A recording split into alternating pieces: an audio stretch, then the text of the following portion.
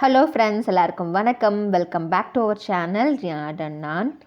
இன்றைக்கி இந்த வீடியோவில் நம்ம என்ன பார்க்க போகிறோம் அப்படின்னா, சரணை கீரை கடையால் எப்படி பண்ணலாம் அப்படின்றது தான் பார்க்க போகிறோம். நாங்கள் எங்கள் தோட்டத்தில் சோளம் விதைச்சிருந்தோம். சோளமும் நல்லா வளர்ந்துருந்துச்சு. சோளத்து கூட சரணைக்கீரையும் சூப்பராக வளர்ந்துருந்துச்சு. நிறைய வளர்ந்துருந்துச்சு பாருங்கள், நல்லா அடர்த்தியாக வளர்ந்துருந்துச்சு. ஏதாவது விதை போட்டிங்களா அப்படின்னு கேட்பீங்க. விதையெல்லாம் எதுவுமே நாங்கள் போடலங்க. இது தானாக முளைக்கக்கூடிய கீரை தான். ஸோ நிறைய வளர்ந்துருந்துச்சு. இதில் நிறைய பெனிஃபிட்ஸ் இருக்குது. ஆக்சுவலி முன்னாடிலாம் எனக்கும் தெரியாது. இதெல்லாம் நிறைய நான் சமைச்சது கூட இல்லை. கொஞ்ச நாளைக்கு முன்னாடி தான் ஒரு அக்கா சொன்னாங்க, இது ரொம்ப நல்லது உடம்புக்கு அப்படின்னாங்க. அப்படி என்ன உடம்புக்கு நல்லது அப்படின்னு பார்த்திங்கன்னா, உடம்புல கீரைனாவே நமக்கு உடம்புல நோய் எதிர்ப்பு சக்தி அதிகரிக்கும். அண்டு பார்த்திங்கன்னா தேவையில்லாத தண்ணிலாம் இருக்கு இல்லையா, அதெல்லாமே எடுத்துரும் அப்படின்னாங்க. அப்புறம் பார்த்திங்கன்னா இந்த சரணைக்கீரையினால் என்ன சொல்கிறது, நிறைய பெனிஃபிட்ஸ் இருக்குது. நீங்கள் கூகுளில் கூட நீங்கள் சர்ச் பண்ணி பார்க்கலாம். கண்டிப்பாக அது ரொம்ப நல்ல ஒரு கீரை தான். நீங்கள் இதுக்காக தனியாக போட்டு போய் விதை வாங்கிட்டு வந்து விதைச்சி பண்ணணும் அப்படின்றது இல்லை. நீங்கள் ஒரு கிராமத்தில் இருந்தீங்க அப்படின்னா உங்களுக்கு ரொம்ப ஈஸியாக கிடைக்கக்கூடிய கீரை தான் இது.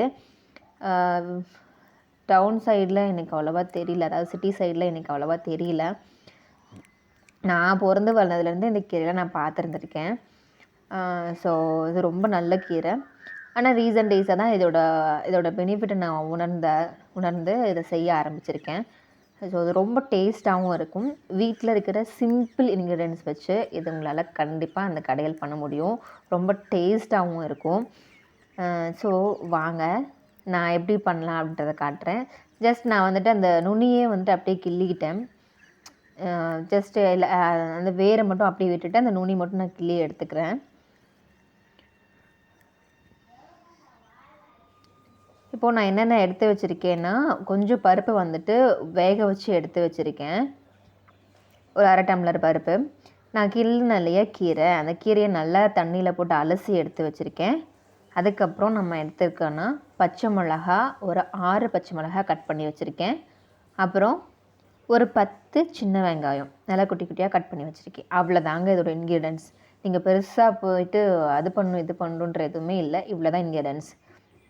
பாத்திரத்தில் நம்ம பருப்பு வேக வச்சுருக்கோம் இல்லையா, அதை மறுபடியும் அதில் பாத்திரத்தில் ஊற்றிட்டு அந்த தண்ணி கொஞ்சம் சூடாகட்டும், நல்லா கொதிக்கட்டும். கொதிக்கிற டைமில் தான் கீரையை எப்பயுமே ஆட் பண்ணுவோம் நாங்கள். ஸோ அந்த தண்ணி கொதிச்சதுக்கப்புறம் நம்ம வாஷ் பண்ணி வச்சுருக்கோம் இல்லையா, அந்த கீரையை ஆட் பண்ணிக்கணும். தண்ணி பாருங்கள் அப்படியே கொதிக்குது.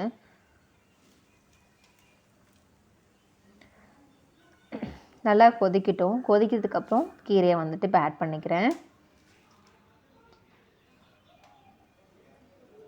எல்லா கீரையுமே நீங்கள் ஆட் பண்ணிடலாம். ஆட் பண்ணிவிட்டு ஜஸ்ட் ஒரு கிளறி விட்டுட்டு அதை அப்படியே வேகட்டும்.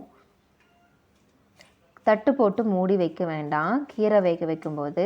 ஏன்னா தட்டு போட்டு மூடி வைக்கும்போது அந்த கீரையோட கலர் வந்துட்டு வேறையாக மாறிடும். கீரைனாவே கொஞ்சம் க்ரீனாக இருந்தால் தான் நல்லாயிருக்கும் இல்லையா நமக்கு. ஸோ அதனால் தட்டு போட்டு மூடி வைக்க வேண்டாம். அப்படியே அது ஓப்பன்லேயே வச்சு வேக வைங்க. ஸோ நல்லா கீரையை ஆட் பண்ணிவிட்டேன். அது கொஞ்சம் நல்லா மிக்ஸ் பண்ணி விட்டுட்டு அது நல்லா வேகட்டும். தண்ணி போதும், நீங்கள் ரொம்ப தண்ணியெலாம் எதுக்கும் ஆட் பண்ண வேண்டாம்.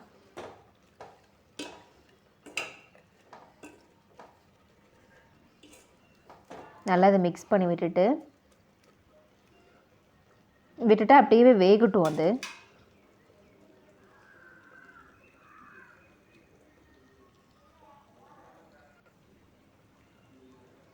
கொஞ்சமாக நான் ஒரு மஞ்சள் தூள் கொஞ்சம் ஆட் பண்ணிக்கிறேன். அதுவும் ஆட் பண்ணிவிட்டு நல்லா மிக்ஸ் பண்ணி விட்டுருங்க. மிக்ஸ் பண்ணி விட்டுட்டு நல்லா வேகட்டும். சீக்கிரமாகவே குக் ஆகிடும். கீரை அப்படின்னாலே ரொம்ப டைம்லாம் எடுக்காது. இது ஜஸ்ட் ஒரு 3 to 4 minutes இருக்கும், அவ்வளோதான் அதுக்கு டைம் எடுக்கும். நீங்கள் கொஞ்சம் ஃபாஸ்ட்டாகவே வைங்க அடுப்பு, சீக்கிரமாக குக் ஆகிடும். அது பாருங்கள், கீரை எப்படி வெந்துருச்சுன்னு தெரியறதுக்கு அந்த தண்டு இருக்குது இல்லையா, அந்த தண்டு இப்படி நசுக்கி பாருங்கள். அது நல்லா மசியுது இல்லையா, மேஷ் ஆகுது இல்லையா. அப்படி மேஷ் ஆகிடுச்சுனாவே உங்களுக்கு போதும். ரொம்பலாம் வேக வைக்க தேவையில்லை கீரையை. அந்த தண்டு மட்டும் நசுங்கிற அளவுக்கு வேக வச்சிங்கன்னா போதும். நம்ம கடையிறதுக்கு ஈஸியாக இருக்கும். நல்லா அந்த கீரை கடைய முடியும் நம்மளால். கலர் பார்த்திங்களா, க்ரீனாகவே இருக்குது. கலர் வந்து இந்த மாதிரி சேஞ்ச் ஆகக்கூடாது, க்ரீனாகவே இருக்கணும். ஸோ இப்போ நான் என்ன ஆற்றிருக்கேன்னா, பாத்திரத்தில் தேங்காய் எண்ணெய் ஆட் பண்ணியிருக்கேன் நான். கீரை அப்படிங்கும்போதே நீங்கள் வந்து தேங்காய் எண்ணெய் சேர்த்து தாளித்து பாருங்கள், சூப்பராக இருக்கும் அந்த டேஸ்ட்டு. ஸோ நான் தேங்காய் எண்ணெய் கொஞ்சம் ஆட் பண்ணிட்டேன். அதுக்கப்புறம் கொஞ்சம் கடுகு ஆட் பண்ணிக்கிறேன். நல்லா அது பொரிஞ்சு வரட்டும். நல்லா கடுகு பொரிஞ்சிடணும்.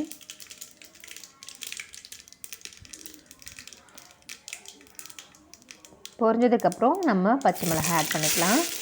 வெங்காயமும் ஒன்றாவே கூட ஆட் பண்ணிக்கலாம், நீங்கள் ஒன்றும் தப்பு இல்லை. ஆட் பண்ணிவிட்டு நல்லா அது வணங்கணும், நல்லா வறுக்கணும் இல்லையா, அது கொஞ்சம் கோல்டன் ப்ரௌனிஷ் ஆகணும் இல்லையா, அந்த அளவுக்கு வறுத்துருங்க. நல்லா வதக்கி விட்டுட்டு நம்ம எடுத்து வச்சுருக்கோம் இல்லையா, இந்த பருப்பு கீரையும் போட்டு வேக வச்சு எடுத்து வச்சுருக்கோம் இல்லையா, அதையும் ஆட் பண்ணி நல்லா கடைஞ்சி விட்டுருங்க. அவ்வளோதான், ஃபினிஷ்.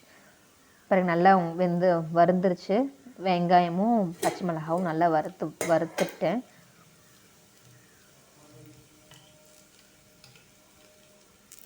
நல்லா வறுத்ததுக்கப்புறமா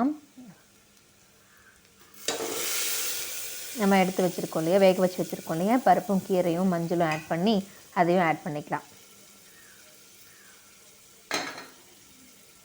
ஆட் பண்ணிவிட்டு தேவையான அளவுக்கு உப்பு ஆட் பண்ணி நீங்கள் அதை கடைஞ்சி விட்டுருங்க. அவ்வளோதான், முடிஞ்சிச்சு.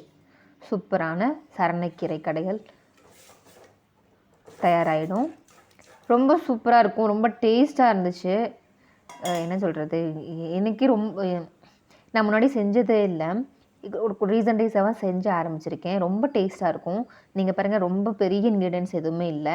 பச்சை மிளகாய், வெங்காயம், கொஞ்சமாக தேங்காய் எண்ணெய் இருந்தாவே போதும். உங்களுக்கு இது சீக்கிரமாக ரெடி பண்ணிடலாம். உங்களுக்கு இந்த அளவுக்கு தண்ணி வேண்டாம் அப்படின்னா தண்ணி இன்னும் கூட கொஞ்சம் குறைச்சி வச்சுக்கலாம். இப்படி கொதிக்க வைக்கணுன்றது இல்லை, ஜஸ்ட் தாளித்து விட்டு இனிமேல் கடைஞ்சி எடுத்துகிட்டா முடிஞ்சிச்சு. நான் கொஞ்சம் தண்ணி நிறையா இருக்கிறனால கொஞ்சம் சுண்டுட்டுன்னு வச்சேன். ஸோ அது கடைஞ்சிட்டேன் ஃபைனலாக. பாருங்கள், அப்படியே ஆவி பறக்க சுட சுட சரணைக்கீரை கடைகள் ரெடி. ரொம்ப டேஸ்ட் அண்ட் ஹெல்த்தியானது கூட. கண்டிப்பாக நீங்கள் ட்ரை பண்ணி பாருங்கள், உங்களுக்கு சரணைக்கீரை கிடச்சிதுன்னா. Thank you guys.